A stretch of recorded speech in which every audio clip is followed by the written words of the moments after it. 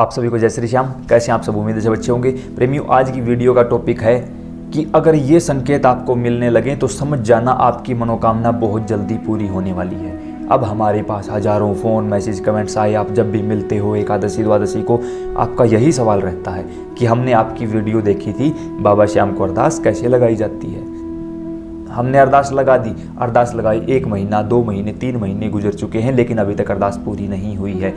अरदास पूरी क्यों नहीं होती, ये वीडियो भी हमने अलग से बनाई है, आप जाकर देख सकते हो। अगर यहाँ बताऊँगा वीडियो लंबी हो जाएगी।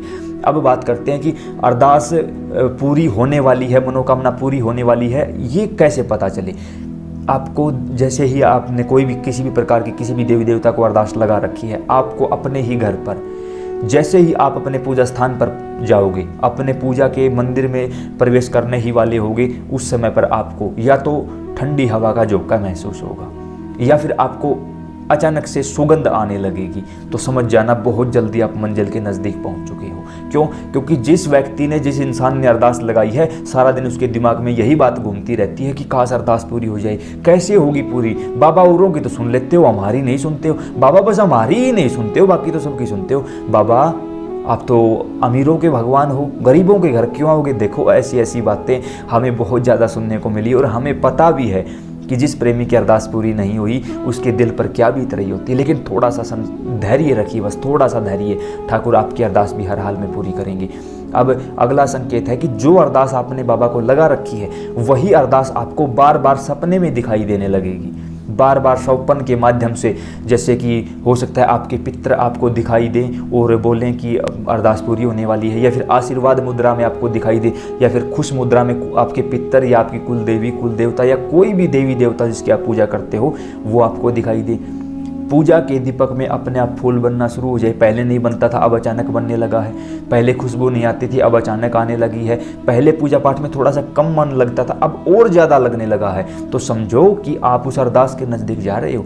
अब कई बार क्या होता है, कुछ प्रेमी भगवान के सामने रोने का पूरा प्रयत्न करते हैं लेकिन रो नहीं पाते। क्यों? क्योंकि देखो, सबसे पहले तो उनकी मर्जी के बगैर रोया नहीं जाता। दूसरी बात, जब हमने कोई अरदास लगा रखी है किसी भी प्रकार से और वो पूरी ना हो तो हम दुखी हो जाते हैं, और दुखी होकर ऐसे नहीं रोया जाता।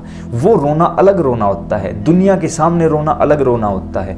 तो जब तक हम संसार में रहते हैं तब तक हम उस दरबार में रो नहीं सकते। लेकिन जब भगवान अपनी ओर खींचते हैं या हमारी अरदास पूरी होने वाली होती है, उस समय पर भगवान ऐसी सिचुएशन क्रिएट कर देते हैं कि हम संसार के ना होकर दरबार के होने लगते हैं। और जब हम दरबार से जुड़ जाते हैं, दरबार के होने लगते हैं, चाहे आपका मंदिर घर में ही क्यों ना हो, जरूरी नहीं आप मंदिर में ही जाओगे, घर के मंदिर में भी आप बाबा से जुड़ने लग जाते हो और ज़्यादा से ज़्यादा अपना समय अपने ही घर के मंदिर में बिताने लग जाते हो।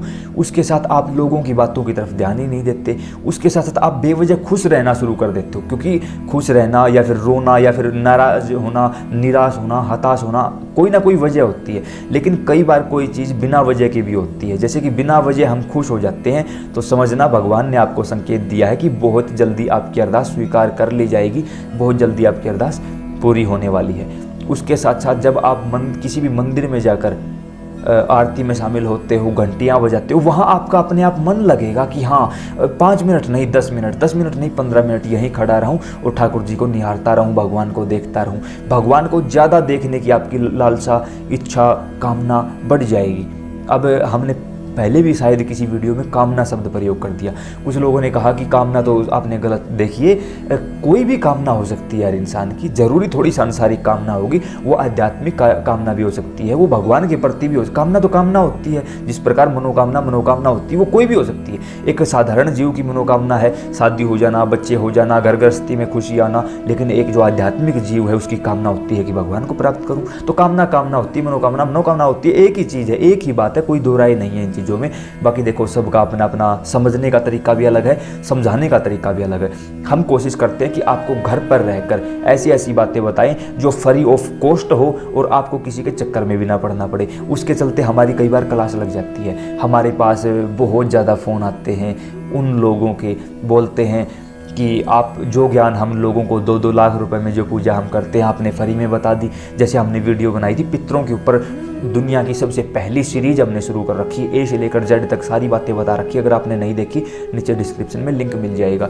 तो हमारे पास बहुत ज़्यादा फ़ोन आए कि हम 2-2 लाख रुपए में पितृ गायत्री की पूजा करते हैं, ये करते हैं, वो करते हैं, आपने फ्री में सब कुछ बता दिया, ये अब कैसे चलेगा, कहाँ चल।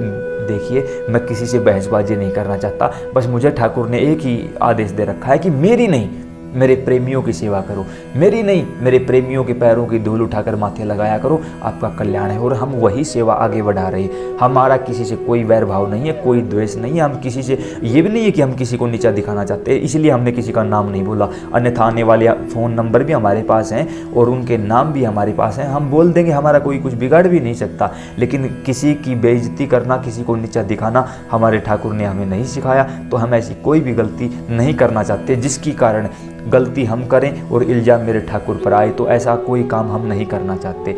उसके साथ साथ देखो, हमने आप लोगों को बताने की कोशिश की है कि अगर ये संकेत मिले, बहुत सारे आप लोगों के सवाल भी आए हैं, आप मिलते हैं उस समय भी बताते हैं ये बात ऐसे थी, वो बात ऐसे थी, आप बिल्कुल साधारण तरीके से रहते हो, साधारण तरीके से समझाते हो। देखो, तरीका एक अलग चीज़ होती है। अब जब बाबा ने जो भी हैं, जैसे भी हैं, आपके सामने बैठे हैं, पहलवान हैं तो भी अच्छे हैं, तो भी गलत, जैसे भी हैं आप सभी के सामने बैठे हैं। उसके साथ साथ मैं आप सभी को बता दूं कि जब कभी भी हम वीडियो बनाने के लिए बैठते हैं तो हम पहले से कोई तैयारी नहीं करते कि आज हमें क्या बोलना है, कैसे बोलना है, कैसे नहीं।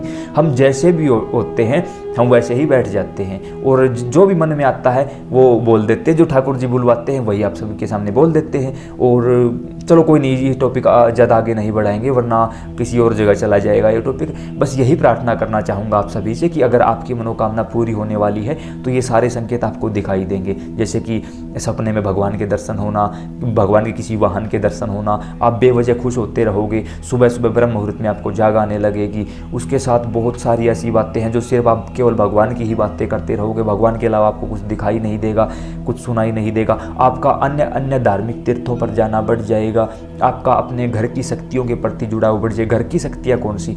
पितृ देवता, कुल देवता, कुल देवी, ये 3 शक्तियाँ घर की शक्तियाँ होती हैं, बाकी सारी बाहर की शक्तियाँ होती हैं। जब तक घर में इन 3 शक्तियों का प्रवेश नहीं होता या घर में इन 3 शक्तियों की पूजा नहीं होती, तब तक कोई भी बाहर का देवता आपके घर आकर आपका भला करने वाला नहीं है।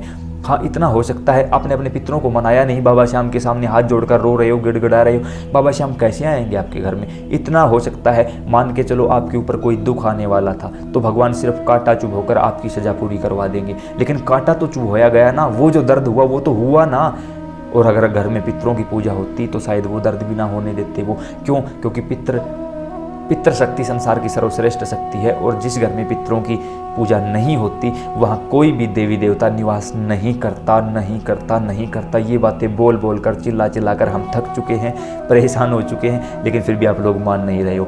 पितरों के बारे में पूरी सीरीज चला रखी है, पूरी जानकारी दे रखी है, A to Z सारी बातें बता रखी है। नीचे डिस्क्रिप्शन में आपको पितरों की प्लेलिस्ट का पूरा लिंक मिलेगा, जाकर देखो, ज़्यादा समय नहीं लगेगा। एक बार देखो उन चीज़ों को, आप खुद समझ जाओगे कि पितर क्या चीज़ है और पितरों के बगैर हम क्या हैं, और पितर अगर हमारे साथ है तो हम क्या बन सकते हैं। उम्मीद करते जानकारी समझ एवं पसंद आई होगी। अन्य प्रेमियों के साथ जरूर शेयर करें ताकि उनका भी हौसला बढ़े। जय श्री श्याम।